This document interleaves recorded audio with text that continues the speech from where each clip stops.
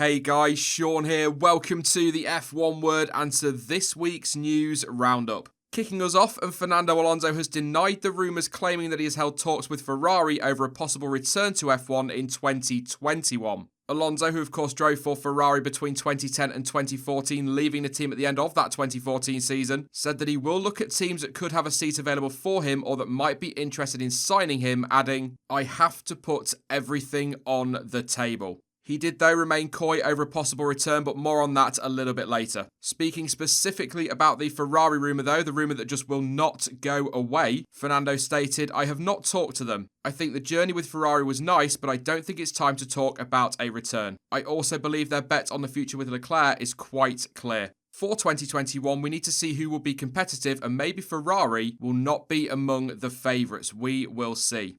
The Spaniard, who has been competing in the Dakar Rally, also covered when he is likely to make any decision on whether or not he will return to Formula 1. "I feel like a Formula 1 driver. It's what I like most and it's what I know how to do best. I don't know if I will return or not, but I will think about these next 2 or 3 years of my career in the summer. I will decide in the next few months."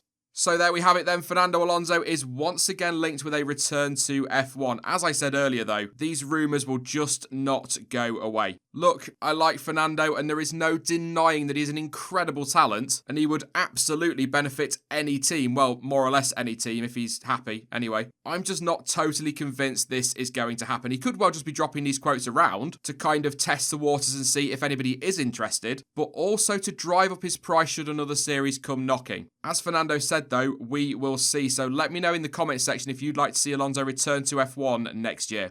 Next up, and Helmut Marko has been at it again, this time saying that the team have no regrets about letting Carlos Sainz go, insisting that whilst the Spaniard is quick, he's no Max Verstappen. Speaking to motorsport.com, Marko said that the choice about who to promote to Red Bull back in 2016 was between Sainz and Verstappen, as I think we all probably guessed, but added Carlos is fast, otherwise we would not have picked him up, but he is not a Verstappen. Marko also went on to add that he and Red Bull did everything they could to help Sainz progress in F1 and that they made the transition to Renault and later McLaren possible. "We have a good relationship, but at that particular moment we also had Verstappen in the team and there are differences between them." I seriously doubt that many will argue with Marko's comments when it comes to Sainz not being on the same level as Verstappen anyway, but whatever he claims, surely there must be some regret, even the tiniest amount, that they let him go, especially when you consider some of the struggles they've had of late with their apparent lack of options when it comes to filling their 4 seats on the grid. And you know, to be honest, that's probably why the Red Bull Junior program appears to be lacking numbers at the moment. They are setting the bar extremely high if you are constantly looking for the next Verstappen. Now, of course, they want the best young drivers they can get their hands on, but there won't be many, for now at least, that are anywhere near the same calibre as the likes of Verstappen. But anyway, maybe I'll go over that another day. This story is the topic for this week's poll though. So pushing aside what Helmut Marko has said, do you think Red Bull regret the decision to let Sainz go? Was he the one that got away? As ever, you can vote and have your say by clicking on the I at the top right of the screen.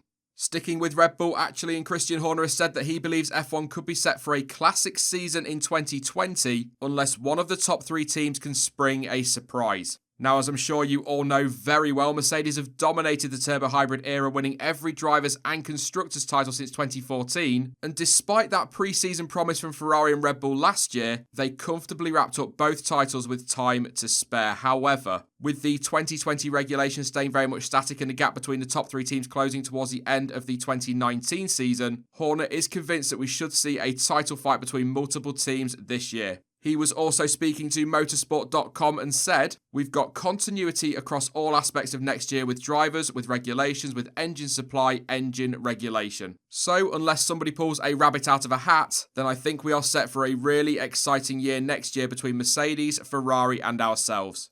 As ever, time will tell on that one, but I think most of us can agree that F1 is long overdue a multi-team fight for the title and a title-deciding finale. Fingers crossed that's something we will see in 2020. This is also definitely worth a mention, but Horner also explained why the team struggled during the early stages of 2019, adding that the front wing regulation change and the tyre change over the winter seemed to affect us perhaps more than our opponents, but went on to say that the team had got on top of their problems from Austria onwards. Of course, that's when Verstappen went on that really strong run. On Max as well, by the way, he also had his say on this, but he stated that Red Bull want to get back to dominating the sport, no real surprise there, and that the team have lost none of their winning mentality. Yes, it's only January, but the gloves are off already. Williams have announced that Roy Nissany will take on the role of test driver with the team for this coming season. Nissany, who raced in F2 back in 2018 with Campos and tested for Williams in the post-Abu Dhabi test in December, said that it was a landmark for motorsport in Israel. As well as taking on the test role at Williams, the Israeli will take part in 3 FP1 sessions during the upcoming season and will race for Trident in F2. Something a little bit different now for these news roundups. Let's have a look at what Nissany had to say about his new position. Being announced as an official test driver for Williams for 2020 is just a great honor. That was my goal. Reaching Formula 1 was my goal since I was 6 or 7 years old, starting from karting. And now it's time. With Williams, it's just a huge honor.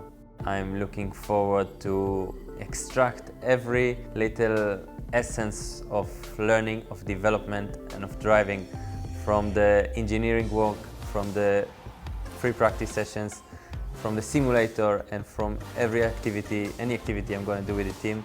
The test in Abu Dhabi was great. It was a very good experience, both for my learning and the development. And I consider it a very big milestone in the long journey of Williams and I together. Think about the fact that I waited approximately 19 years for this moment to happen. So very, very much looking forward to getting started. So there we go then, and thank you, by the way, to Williams for sending that short video over and for allowing me to use it on the channel. Anyway, just to finish this story off, Deputy Team Principal Claire Williams explained why the team had chosen to take on Nissany, saying that he had impressed the team with his performance in the Abu Dhabi test last year, and that he is a hard-working individual who we are excited to be working with this year.